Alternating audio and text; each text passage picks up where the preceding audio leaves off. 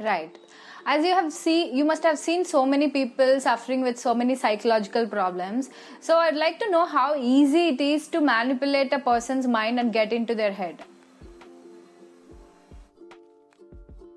Oh, that's an interesting question. It's very easy because when you're having a psychological issue, you're seeking for help. And when you're seeking for help, the first and the foremost thing that you do feel is going to happen is someone else is going to do it for you. So that is how it is at one point of time when a person seeks help, that it is so easy to manipulate a person and to make him believe whatever you want to make him believe. But truly speaking, psychology in its actual sense is meant to make you familiar with your own mind and give you the courage and the resilience to be able to step yourself up with your own strength. So that is true psychology. But yes, when you are not in that frame of mind and when you go to the wrong person at the wrong time, then you can be subjected to manipulation. So is there any role of, is there any difference between an educated mind or uneducated mind? Here in this case, we see they're very educated and, very well known in their place. Is there any difference at all? Role of education, is it there? Role of education, truly speaking, is supposed to give you the capacity to take in information. That's what basic education does, right? It helps you take in information. It helps you process it. It helps you reason with it. And it helps you create a logical system to make sense out of it. That is the basic education system that is there. Now, that education system, which generally is given to man, is to sharpen his intelligence so that he can find the truth for himself. As you know, Vivekananda used to say, education is the manifestation of divinity. That's what it's supposed to do. And he also said what education is not. He said education is not the amount of information that you put into your brain and it runs riots inside. So when you have information going inside you, if you do not have a system that even strengthens your emotions and your ego in a healthy way, and it doesn't teach you that there are basic ethics like love, compassion, understanding, and service that are the cornerstones of human development, if this education is not put, even the idea of oneness, even if these ideas are not put into the education system, then it can keep man as ignorant as he is to begin with. It really doesn't help. He's just going to be probably a storehouse of information that just takes something, process something for the information's sake, and then gives it back. That's all it's going to be. So what are the signs generally that you observe that, like you can tell for the people who are watching it, that you're crossing the line, like somehow you're being manipulated? Are there any signs that we can identify? Suppose some of my friends, are they crossing line or not? Like are there any particular signs that people are actually going out of their mind in the process of, in the name of spirituality or in the name of religion, by following some gurus or something like that? I mean, the first and the foremost sign that will be created is an idea of fear. Whenever the idea of fear is instilled into you in any cult, say that don't do this and then this will happen and then that will be a consequence, you're at the wrong place. Okay, that's the first thing. The second thing is hatred. Whenever there's a sense that we are right and the people are wrong, that someone else is wrong, they are to be damned, we are better. Right? When there is a holier than thou kind of a sentiment in any cult, then that is a problem. It is a big, big problem. And when the teacher says, or whenever there's a person who says, I am the chosen one, I'm here to save you, I'm the greatest, when you see a narcissistic behavior and not a sense of humility, then there is a problem. And fourth thing is hypocrisy. You should be able to see the teacher, what he says and what he professes should actually manifest in his actions as well. It is so simple.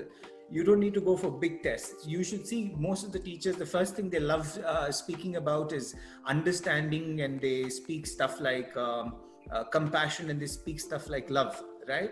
Now these are very Right. words, and people can just spill them out like, they just spit out a chewing gum. It's as easy as that. But then the first thing you see is, how do they behave with the people who come to them, right? Right. If you see anger or dissentment, then you know that this guy is a wrong guy.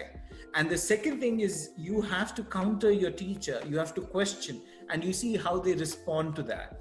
Okay, if they respond with understanding, if they respond with something that they're like, okay, I will reason out with you, I will let us have logic, let us have an open discussion, then he's your teacher. If it isn't, then he's totally professing something, but he is not living up to it, right? So suppose if you have dissent, that means he doesn't have understanding, right? Suppose if he scolds, Right. that means he doesn't have love, he doesn't have compassion.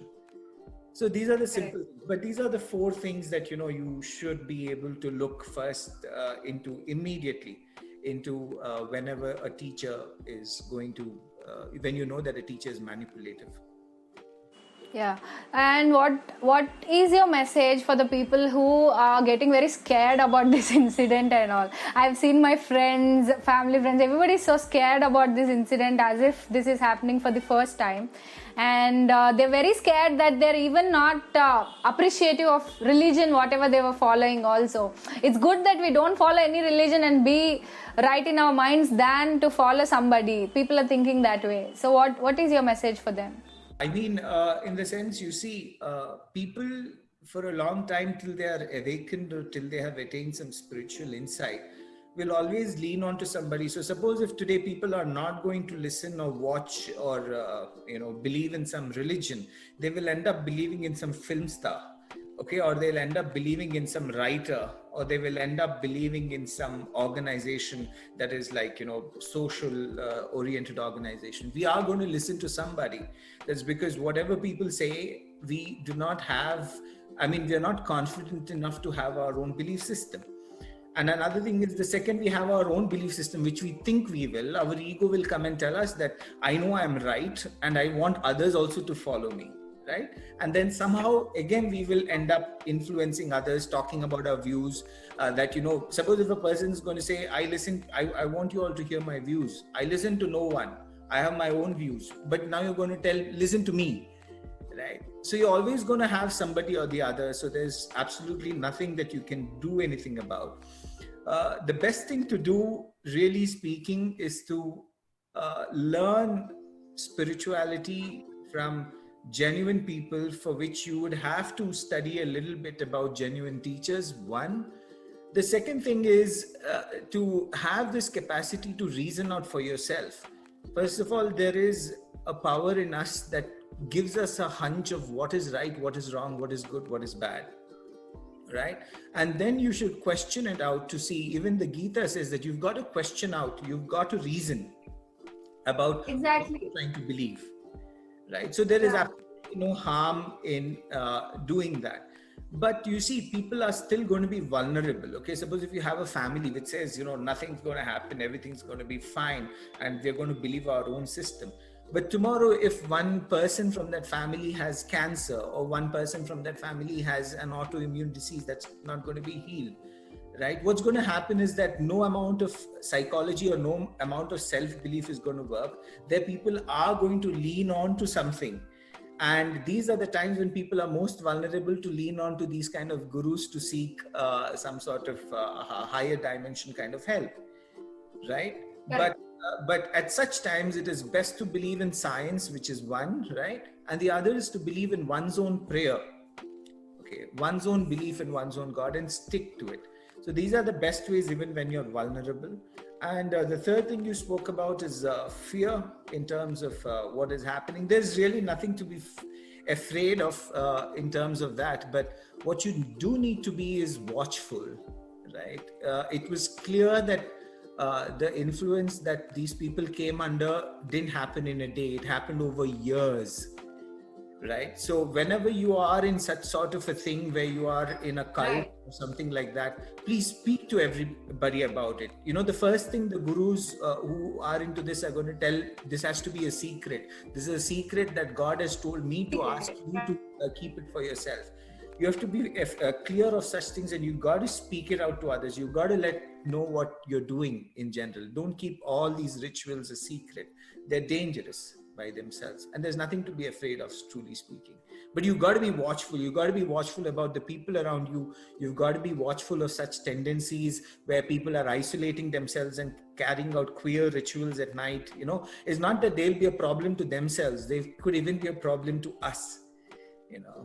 Correct. So I mean, what if to your bad luck in that list of members for this ritual, one of our names are there, right? So you've Right, got obviously. for that.